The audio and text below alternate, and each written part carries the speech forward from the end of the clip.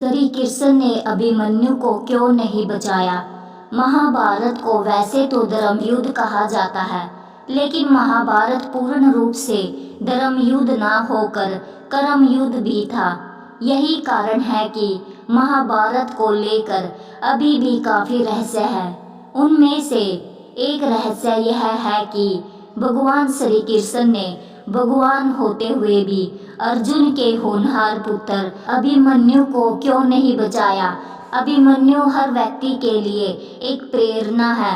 इस योद्धा ने महाभारत के युद्ध में अकेले पूरे दिन उन सभी योद्धाओं को रोक कर रखा था जो अकेले कई सेना के बराबर थे, और शाम होते होते अभिमन्यु ने अपना दम तोड़ दिया और भगवान श्री कृष्ण देखते रहे और अभिमन्यु को नहीं बचाया।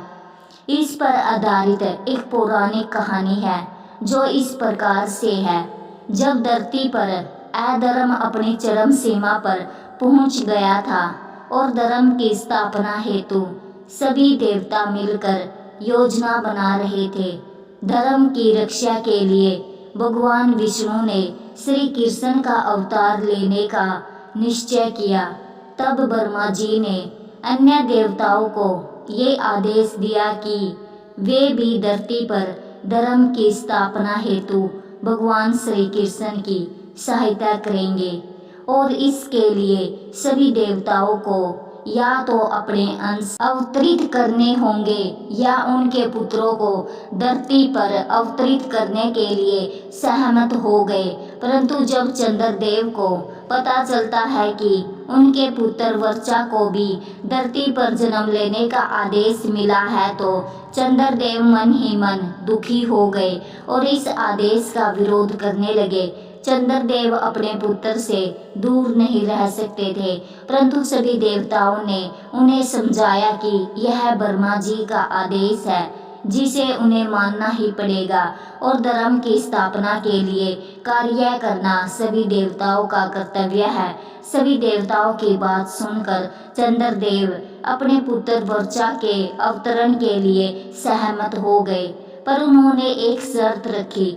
शर्त यह थी कि उनका पुत्र धरती पर अधिक समय के लिए नहीं रहेगा और वह सबसे अधिक शक्तिशाली होगा, और पूरे दिन युद्ध करने के पश्चात उसे सायंकाल में ही अपने शरीर को त्याग कर मेरे पास स्वर्ग लौट आना होगा।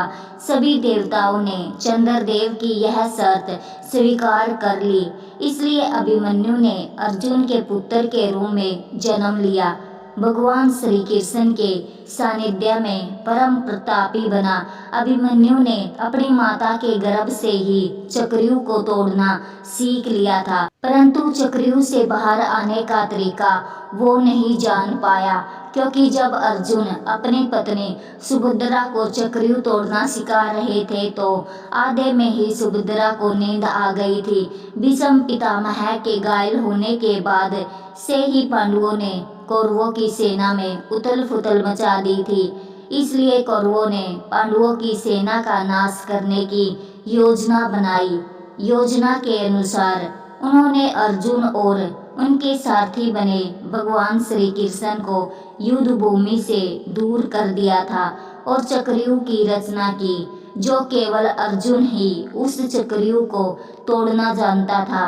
लेकिन ऐसे समय में अभिमन्यु ने आगे आकर पांडवों की सेना का सर्वनाश होने से बचा लिया।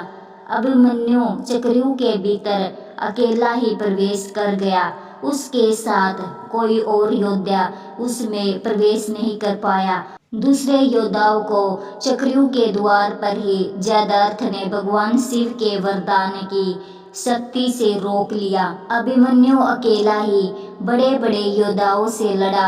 अभिमन्यु घायल होकर भी लड़ता रहा, उसने हार नहीं मानी, और जब अभिमन्यु के हाथ से शस्त्र भी छूटकर गिर गए तब भी अभिमन्यु रथ के पहिए से लड़ता रहा और ऐसे ही शाम तक लड़ते लड़ते अभिमन्यु अल्प आयु में ही वीर गति को प्राप्त हुआ और इस प्रकार अपनी बहादुरी के कारण अभिमन्यु युद्ध भूमि का सबसे शूरवीर योद्धा कहलाया और चंद्रदेव की शर्त के अनुसार जल्द ही स्वर्ग लोक को प्रस्थान कर गया। यही कारण था कि भगवान श्री कृष्ण सब कुछ जानते थे, इसलिए अभिमन्यु के प्राणों की रक्षा नहीं की और नियति में कोई बाधा उत्पन्न नहीं की।